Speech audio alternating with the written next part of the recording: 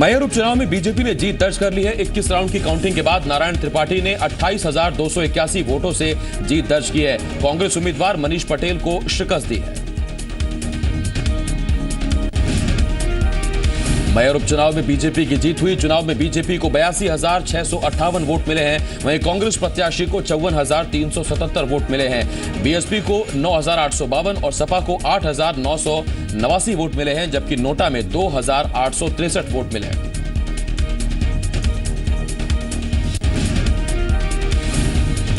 Mayor उपचुनाव में 28,281 मतों के अंतर से जीत दर्ज करने पर बीजेपी उम्मीदवार नारायण त्रिपाठी ने जी मध्य प्रदेश छत्तीसगढ़ से एक्सक्लूसिव बातचीत में कहा कि मैहर की जनता ने जात पात से उठकर विकास के नाम पर वोट दिए हैं। वो मैहर के विकास में कोई कसर नहीं छोड़ेंगे। मेयर उपचुनाव में बीजेपी प्रत्याशी की जीत पर मुख्यमंत्री शिवराज सिंह ने कहा कि ये कार्यकर्ताओं की मेहनत का नतीजा है। मेयर विधानसभा उपचुनाव में हार के बाद कांग्रेस की फूट खुलकर सामने आ गई।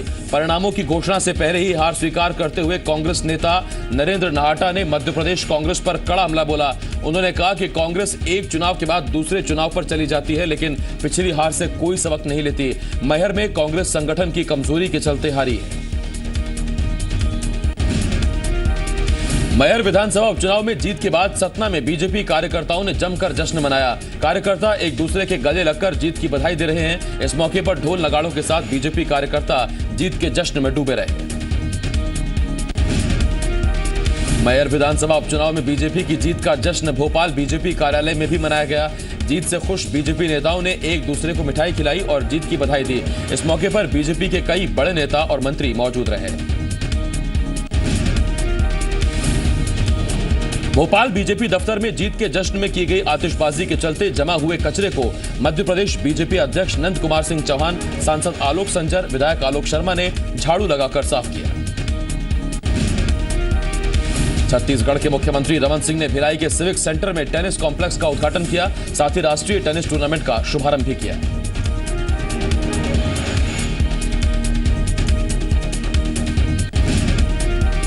मध्य प्रदेश के सीएम शिवराज सिंह चौहान ने आज सीहोर के शेरपुर पहुंचकर पीएम मोदी के कार्यक्रम स्थल का जायजा लिया। मुख्यमंत्री ने वहां मौजूद अधिकारियों को तैयारियों से जुड़े जरूरी निर्देश भी दिए हैं। हरदा में मध्य प्रदेश अधिकारी कर्मचारी संयुक्त मोर्चा ने अनूठा प्रदर्शन किया। संयुक्त मोर्चा ने कलेक्टर कार्यालय पहुंचकर 71 सूत्रीय मांगों को लेकर काले गुब्बारे छोड़े और जमकर नारेबाजी की। संगठन का आरोप है कि कई बार मांगों को लेकर अपील की गई है, लेकिन अभी तक समाधान नहीं हुआ। 71 सूत्रीय मांगों में 6वें वेतनमान, अग्रवाल वेतन आयोग की सिफारिशों, राजस्व निरीक्षकों का वेतन बढ़ोतरी शामिल है। ग्वालियर में स्कूली बच्चों को प्रताड़ित करने का मामला सामने आया है। इससे परेशान बच्चों का पिता स्कूल के खिलाफ एफआईआर की मांग को लेकर बच्चों के साथ कलेक्ट्रेट में भूख हड़ताल पर बैठ गया है। मामला प्रगति विद्यापीठ का है। मासूम अनुष्का और उसके भाई को स्कूल ने फीस के 7,000 रुपए नहीं आने पर 2 घंटे तक स्कूल में रोक कर रखा था।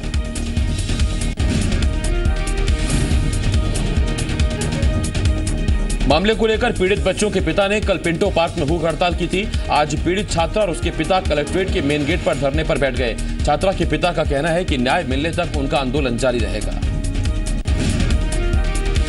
ग्वालियर में रामेंद्र गुर्जर किडनैप मामले में पुलिस ने अपहरणकर्ताओं से लगभग पूरी फिरौती की रकम वसूल ली है।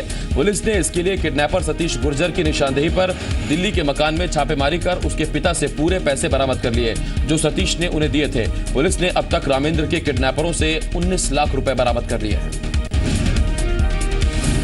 पुलिस ने यह भी खुलासा किया है कि अपहरण के आरोपी पकड़े गए आरोपियों ने कई स्कूलों की रैकी की थी और अगर ये आरोपी पकड़े नहीं जाते तो कई और स्कूलों से बच्चों का अपहरण करने की मंशा भी थी। लेकिन फिलहाल पुलिस के लिए राहत की बात यह है कि सभी आरोपी अब पुलिस की गिरफ्त में हैं।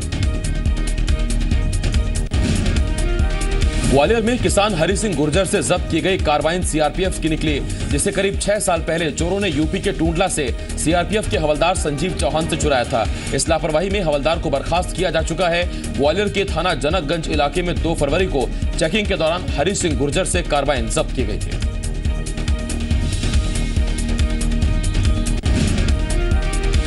संजीव से गन उस वक्त चोरी हो गई थी जब वो गन को अटैची में रखकर ट्रेन से असम जा रहे थे। चोरों ने सेल्फ लोडेड गन के साथ कारतूस भी चोरी कर लिए थे, जिसकी एफआईआर संजीव ने जीआरपी कानपुर में दर्ज कराई थी। हरि सिंह से मिली कार्बाइन पर दर्ज number machine gun 9mm 1987 A1 ASAF का मिलान किया गया तो गन वही निकली, जिसे लेकर अब जनकगंज पुलिस कानपुर जाएगी। ग्वालियर में छात्रों के बीच हुए गैंग वॉर के बाद शंकर सेंगर की हत्या मामले में 4 और आरोपियों को गिरफ्तार कर लिया गया है। जिन्हें गिरफ्तार किया गया उनके नाम है देशराज गुर्जर, दीपेंद्र सिंह, सोनू राजावत और आशीष राठौड़।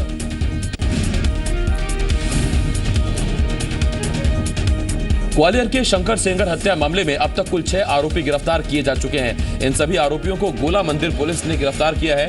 रविवार शाम को गैंगवार के दौरान छात्र शंकर सेंगर की हत्या कर दी गई थी। इंदौर में ड्रेनेज लाइन डालने के दौरान हुए हादसा मामले में महापौर ने निगम आयुक्त को जांच के आदेश दिए हैं। शहर की महापौर मालिनी गौड़ ने कहा कि दोषियों के खिलाफ सख्त कार्रवाई की जाएगी। दरअसल सोमवार की रात रामबाग में ड्रेनेज लाइन डालने के दौरान नर्मदा की लाइन क्रैक हो गई थी, जिसके बाद पानी भरने से एक कर्मचारी की मौत हो गई थी। इसके बाद महापौर ने पूरे मामले में जांच के आदेश दिए।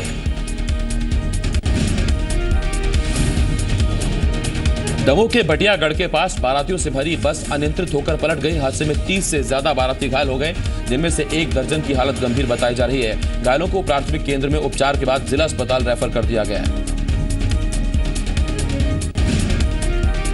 बताया जा रहा है कि छतरपुर से दुल्हन को विदा कराकर लोग लौट रहे थे।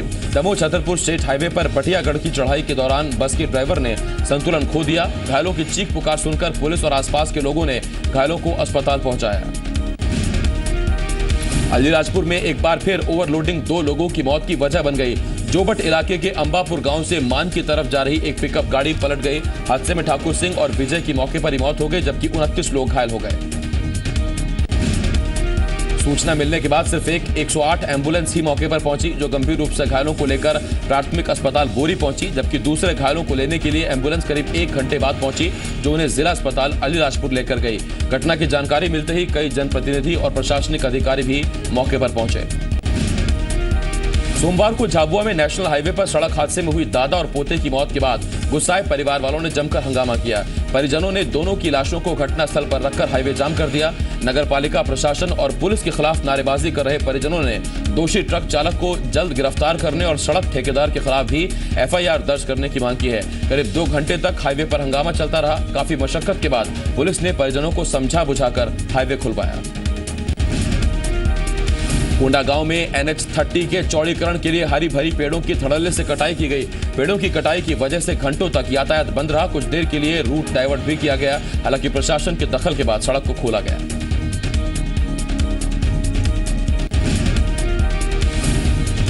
सीआरपीएफ के डीजी प्रकाश मिश्र ने रायपुर के आरंग के पास बने सीआरपीएफ के नए ग्रुप सेंटर का शिलान्यास किया। 125 एकड़ में फैले इस प्रोजेक्ट पर 400 करोड़ की लागत आएगी। ग्रुप केंद्र में जवानों के रहने के साथ साथ हॉस्पिटल की सुविधा भी मिलेगी। डीजी ने ग्रुप केंद्र में जवानों को मिलने वाली सुविधाओं का जायजा भी लिया। डीजी बस्तर जाकर जवानों से मुलाकात भी कर सकते हैं। मंदसौर में सेक्स रैकेट का खुलासा हुआ है। पुलिस ने देह व्यापार के अड्डे पर छापा मारकर 2 नाबालिग लड़कियों समेत 5 महिलाओं को गिरफ्तार किया है। पुलिस को काफी समय से अफजलपुर थाना क्षेत्र के झिरकन के पास सेक्स रैकेट चलने की खबर मिल रही थी। पुलिस के मुताबिक दोनों नाबालिग लड़कियों से यहां जबरन देह व्यापार करवाया जा रहा था। छुड़ाई गई दोनों लड़कियों को बाल संरक्षण गृह भेजा गया है।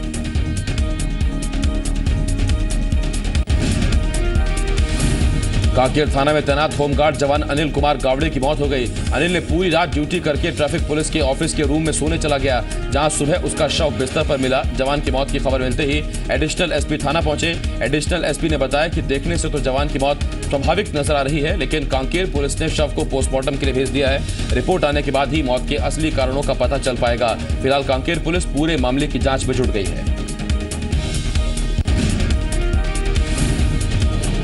छतरपुर में मौसम ने एक बार फिर करवट ली है। कल रात से रुक रुक कर हो रही बारिश ने एक बार फिर ठंड बढ़ा दी है।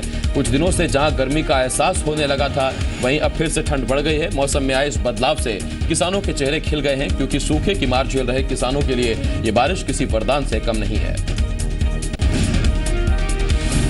देश के 20 स्मार्ट सिटी की लिस्ट में इंदौर के शामिल होने के बाद अब इंदौर पुलिस को भी स्मार्ट करने की जरूरत महसूस की जाने लगी है। हालांकि एसपी का कहना है कि इंदौर पुलिस प्रदेश के अन्य जिलों की अपेक्षा कई गुना स्मार्ट है, लेकिन पुलिस के आला अधिकारी के इस बात और शहर में बढ़ते अपराध के ग्राफ और ही हालात बयां कर रहे हैं।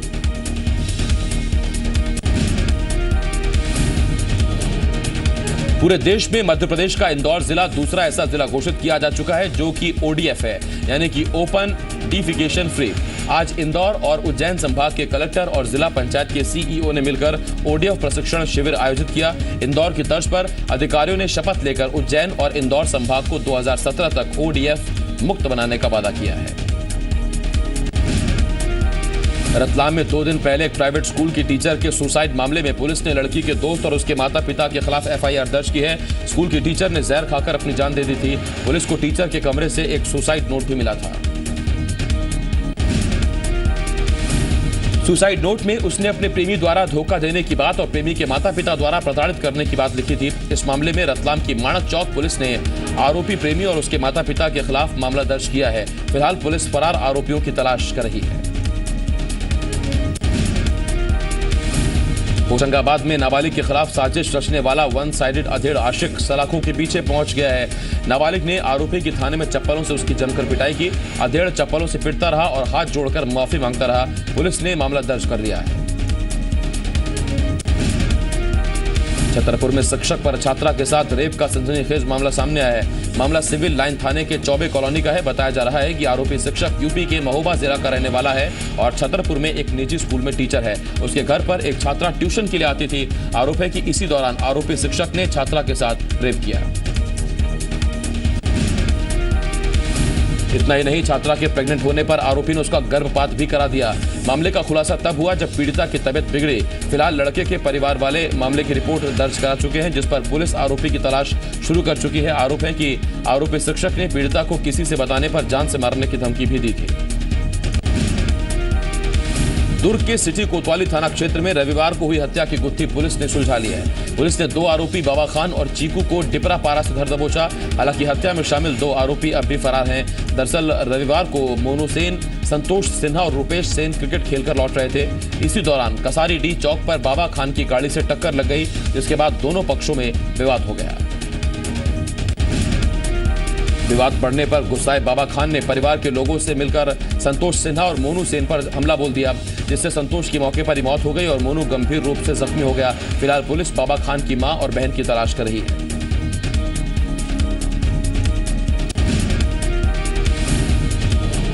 बीजापुर में एक बार फिर खबर का असर हुआ है। मजदूरों के हो रहे पलायन पर जिला प्रशासन ने ग्राम पंचायत सचिवों के साथ बैठक कर पलायन पंजी बनाने का निर्देश दिया है। जिला प्रशासन के अधिकारी ने 1 मार्च तक पलायन पंजी बनाकर दफ्तर में पेश करने के निर्देश दिए हैं।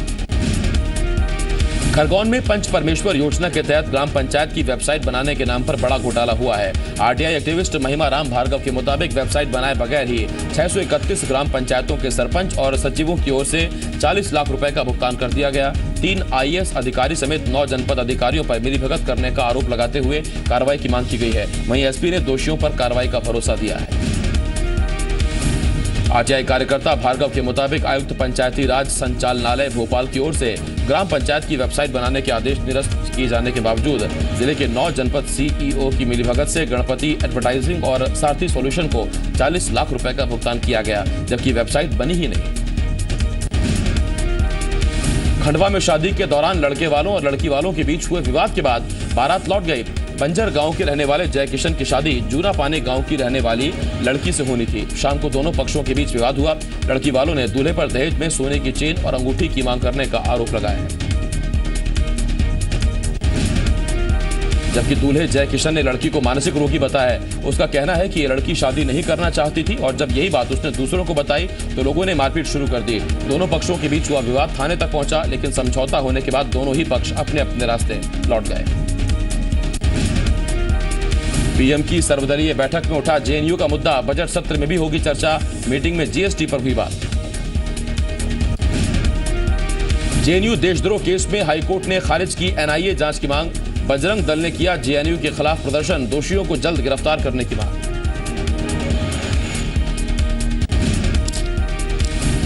जेएनयू में देशद्रोह का नया वीडियो सामने आया है। चेहरा छिपाकर नारे लगाने वालों से पुख्ता हुई बड़ी साजिश की आशंका। कन्हैया और उमर खालिद भी इस वीडियो में नजर आ रहे हैं। 9 फरवरी को जेएनयू में देशद्रोही आयोजन में जेएनयू की जांच कमेटी ने एचआरडी मिनिस्ट्री को अंतरिम रिपोर्ट सौंप दी है। रिपोर्ट में खुलासा हुआ है कि दिल्ली पुलिस कैंपस में प्रशासन की इजाजत से ही घुसी थी। जांच कमेटी की पूरी रिपोर्ट 25 फरवरी को आएगी। महाराष्ट्र में शिवसेना और बीजेपी में दोस्ती सेल्फी की शक्ल में लोगों तक पहुंचने लगी है। मेक इन इंडिया वीक में सीएम देवेंद्र फडणवीस और उद्धव ठाकरे सेल्फी लेते दिखे। सियाचिन के शहीदों को आखिरी सलाम, लोगों ने दी श्रद्धांजलि। पूरे राजकीय सम्मान के साथ हुआ अंतिम संस्कार।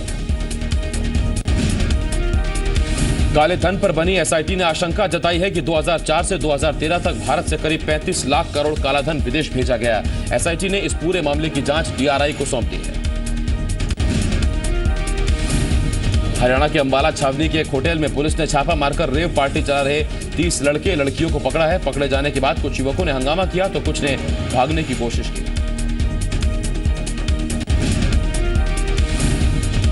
मेरठ में छेड़खानी करने वाले एक युवक को लड़की और उसके भाइयों ने जमकर पीटा और उसका मुंह काला कर दिया।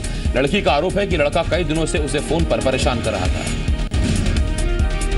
यूपी के फैजाबाद में एक कबाड़ की दुकान में विस्फोट होने से 2 लोगों की मौत हो गई, जबकि 2 लोग गंभीर रूप से जख्मी हो गए। सीरिया के अजाज शहर में हुए मिसाइल हमले में 14 लोगों की मौत हो गई है। मिसाइल की चपेट में टाउन हॉल, एक स्कूल और बच्चों का एक अस्पताल भी आ गया। माना जा रहा है कि यह मिसाइल रूसी जेट ने छोड़े थे। 14 फरवरी को न्यूजीलैंड में आए भूकंप का एक और वीडियो सामने आया है। इसमें एक पहाड़ी के ध्वस्त होने की तस्वीर है। यह भूकंप 2011 में न्यूजीलैंड में हुए विनाश के 8 दिन पहले आया है। भूकंप से ज्यादा नुकसान की खबर नहीं है। इजरायल के पूर्व पीएम एहद ओलमर्ट को 19 महीने जेल की सजा सोमवार को शुरू हो गई। ओलमर्ट इस तरह जेल जाने वाले देश के पहले पूर्व प्रधानमंत्री बन गए हैं। ओलमर्ट को भ्रष्टाचार के मामले में रुकावट डालने और घूस लेने का दोषी पाया गया था। जर्मनी में पिछले हफ्ते हुए ट्रेन हादसे मारे गए लोगों के परिवार वालों और रिश्तेदारों ने उन्हें श्रद्धांजलि दी। जर्मनी के बवारियन सूबे में 9 फरवरी को 2 पैसेंजर ट्रेन आमने सामने टकरा गई थी। उस हादसे में 11 लोगों की मौत हुई थी और करीब 80 लोग घायल हो गए थे।